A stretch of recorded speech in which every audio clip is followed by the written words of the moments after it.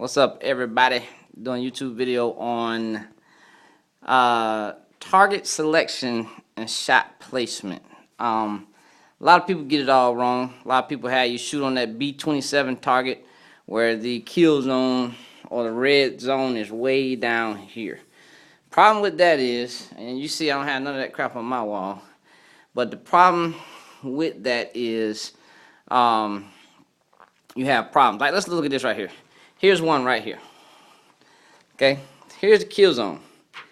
Look at this. It's not covering anything that is considered vital organ area. Okay, and the reason I like this one is because you can get 5 points as long as you stay within this line right here. So I have used this one and this one only as a target before, but I always teach my students to aim up here where this big old heart is, where heart is not that going to be that big, but this is the big heart. Down here, you know, you'll have your little liver and spleen and all that stuff, but technically, let's move over here to this guy.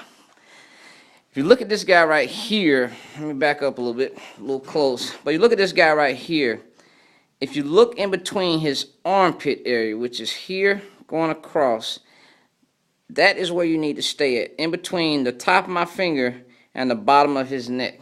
This is a place where you want to shoot a person if you were trying to stop that threat. Now, why do we stop at the neckline?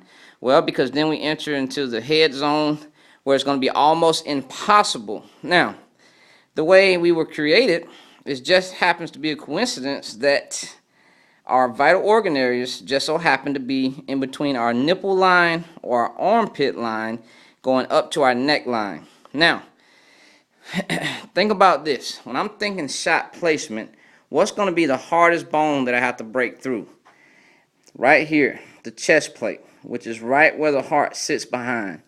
Now, are there bullets that can penetrate the chest plate? Absolutely. Are there some that'll take a couple shots? Absolutely. But guess what? We don't just shoot and tell. All right, this is not a shoot and tell type of thing when somebody's pointing a gun at us like this guy right here. All right, we shoot and we shoot enough until the threat has stopped. We're not going to know at what point that bone was broken. All right, but we want to put the shots in a great place. If you see how I got the green or blue, whatever it looks like on your screen, the circle around the vital organ area of this target, okay, that is where you want to keep your bullets within. As long as you're inside of that 8-inch group, you are good to go. Okay, a lot of your bullets mainly will slip in between the rib cage bullets where it kind of flares and you have the in between. Now let's go back down here to my target where, oh, let me stop. You see I also have this up here. All right, I like to explain to my students when you are shooting at someone what the psychology is behind it. Okay, remember, it's not child's play when I point a gun at somebody and shoot them. All right, what I am doing is trying to stop a threat. Okay, so I want to stop them as quickly as possible and keep it as humane as possible. Okay, 50 shots to one person doesn't look all that humane. 1 or 2, 3, 4, it can be seen as humane, although still loss of human life if that's the result of the shooting. But anyhow, look at this right here.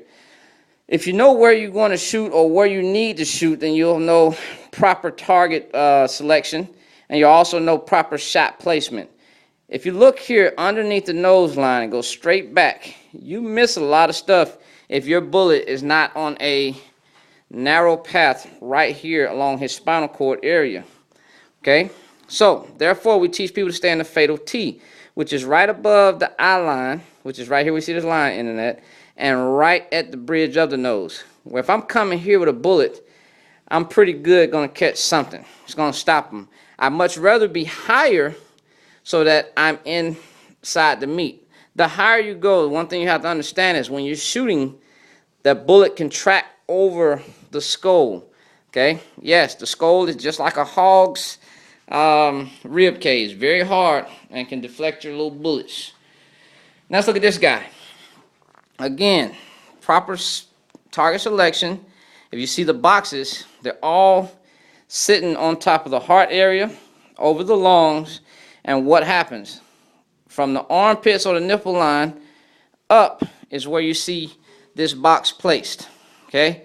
Very good stuff. Which gave me the idea behind my target, which gives you the armpit line, which is right at where my triangle ends, okay, up to the neckline, okay? And I like for people to keep it inside this triangle because that lets me know that you are clipping the lungs and all that other good vital organ areas. All right, also you see down here, the pelvis. There are 3 ways to stop a person. All right, number 1, blood flow, breath flow, lungs, heart. Number 2, I can physically stop their movement by busting this bone in half, okay? This will slow them down. This will stop them. This is going to terminate everything up here, okay? Then I hit them in the fatal T box up there, making sure not to go above the line. Hope you guys got a little something out of that. When it comes to choosing the proper target, make sure, if you're shooting for realistic shooting, make sure that your target has a very good organ area outline for scoring or whatever. You know, good pelvis shots if you train for that, which we do, and a good head box shot. Okay? If you're not training for those things and you encounter them, you're not going to know what to do. All right? For as far as the pelvis is concerned, you know that right around the genital area, your pelvis is recessed. So that means that in order to be effective, you got to shoot this guy towards his pockets. Okay? Right around here, because that's where that pelvis bone is coming out at you. Okay? Again, right around here is where it dips in and recesses behind a lot of meat.